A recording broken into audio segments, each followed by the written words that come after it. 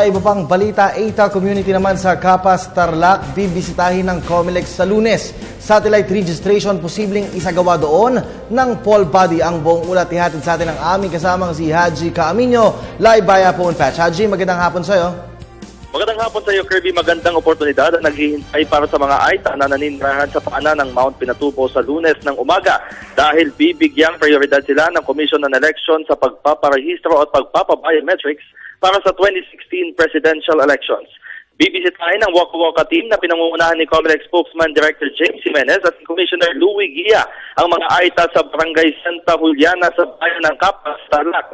Kung sa isasagawang voters education doon, isang satellite registration din ang isa-set up ng COMELEC para sa mga AITA upang makaboto nga sila sa darating na eleksyon. Ayon kay Provincial Election Supervisor Attorney Randy Cotom, inaasahan 300 AITA ang i-accommodate sa Lunes. Kasabay nito handang-handa na rin at puspusa na ang ginagawang paghahanda ng COMELEC Tarlac para sa gagawing aktibidad sa Santa Juliana. Sa ngayon, Kirby, ay nagpapatuloy ang Waka Waka Information Drive kung saan dinaanan natin mga bayan ng Moncada, Paniqui at Gerona. Maganda ang naging vote turnout sa mga naturang bayan. Para sa weekend break naman ay mananatili tayo dito sa Tarlac City bago tumungo ng Capas sa Lunes. Kasama ko pa din si Romel Tagbas mula dito sa Tarlac City para sa Telebisyon ng Bayan, Haji Caaminio.